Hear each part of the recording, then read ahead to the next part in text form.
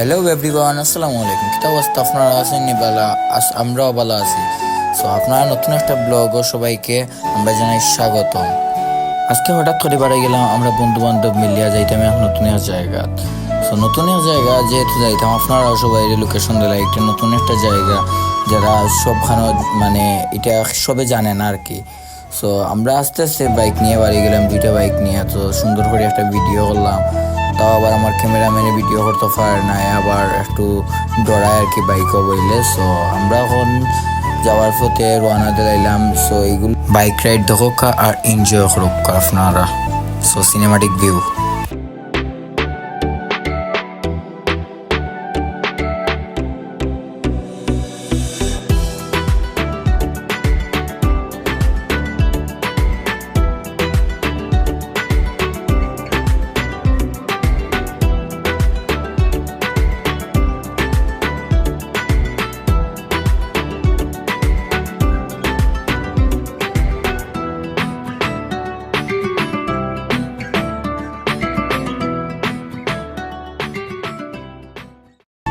So দেখতে দেখতে আমরা এলাম তোমার মেইন রোডে উঠার পরে আপনারা লোকেশন দিলাই আপনারা যাইতে হইলে।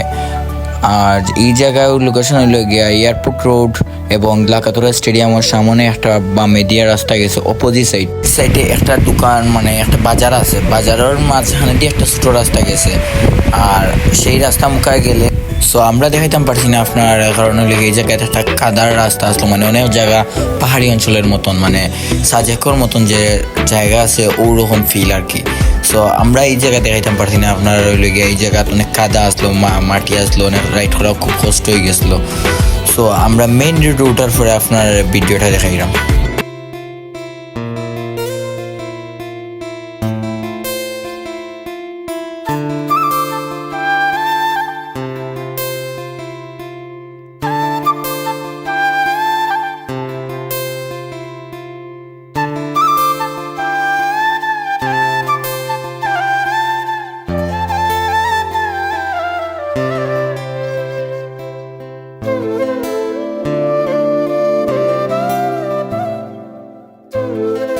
দীর্ঘ সময় রাইড করার পরে আমাদের কাঙ্ক্ষিত জায়গার মাঝে আমরা পৌঁছে গেছি। বেশি না, দুই সাইডে দিয়ে চা বাগান আর মাঝখানে দিয়ে রাস্তা রাইড করতে খুব মজা লাগে।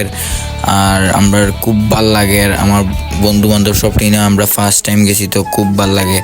সো আমরা যাই, এইখানে বলে বুঝানির মতন না, পুরা সাজেকের মতন আমরা পুরো ফিল ফেলেছি।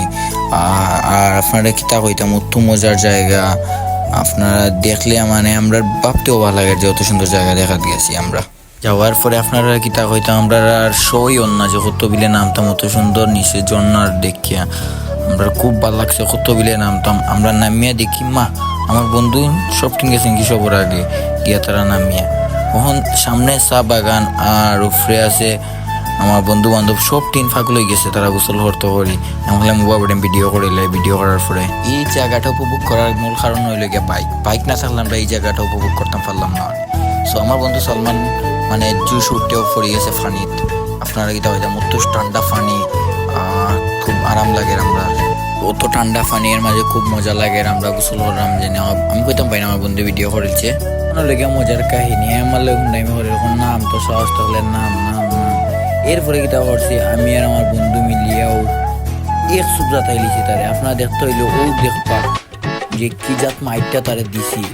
এবার দিকে যে মাফ করা চিনি, আর আমার এটা তো স্লো মোশন হয়ে গেছে। এরপরে কাহিনী একটা হয়ে যায়, আমার ফোন ওয়াটার প্রুফ না, আমার ফোনের মধ্যে পানি পড়ে যায়। এরপরে গিয়ে আমার কোনো চার্জ উঠেন না, অনেক প্রবলেম করে আমার মানে কিতা কথা আপনার দিকে হঠাৎ দিকে আমার এটা সব কিছু ভুলে গেছি যে তোমার অত সুন্দর ভিডিও হয়েছে বা অত সুন্দর আমরা ভিউ দেখছি, এটা সবটা ভুলে গেছি। জায়গায় গোসল করি আমরা বাড়ি গেছি। বিশ্বাস করি আপনারা জানেন, যদি সন্ধ্যার আগে বাড়ানোর চেষ্টা করবা, কারণ এই জায়গাটা খুব বেশি ভালো না। জায়গাতে অনেক চিন্তাই হয় বা অনেক কিছু হইতে পারে। আপনারা সন্ধ্যা যেন রাখবে বাড়ানোর চেষ্টা করবা। বুঝেন তো, এই পাহাড় অঞ্চল এগুলা মানে খুব বেশি ভালো না জায়গা। সো আমরা খামামাত করি, হঠাৎ করে দেখি আমাদের সামনে অনেক সুন্দর একটা ভিউ।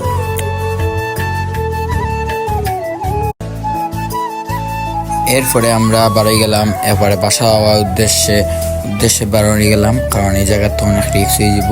তাই টানিয়ে আওয়ার চেষ্টা করলাম আমি। হঠাৎ আমরা মানে বুঝেন তো এই জায়গার অবস্থা খুব বেশি ভালো না। আর এর মাঝে আমরা একটু চার বিরতি দিলাম, আমার বন্ধু বান্ধব শৌখিন বইয়া আমরা টঙ্গর দোকানে হইতে একটা চা খাইলাই। চা খাওয়ার পরে আমরা যাই মুরগি বার ওই জিম্মু এই জায়গাতনে। সো আমার সন্ধ্যার আগে বাড়ি যাওয়া খুব ইম্পর্টেন্ট, কারণ আমার বাইরে যাইতে এক জায়গার গাড়ি নিয়ে। সো সো আজকের ব্লগটি ছিল এই পর্যন্ত। আশা করি আপনার কাছে ভালো লাগবো এবং খুব সুন্দর লাগবো। সো দেখা হবে নেক্সট কোনো ব্লগে। আল্লাহ হাফিজ, tata, bye bye. Like comment share করবা আপনারা সবাই, বুঝছেন নি?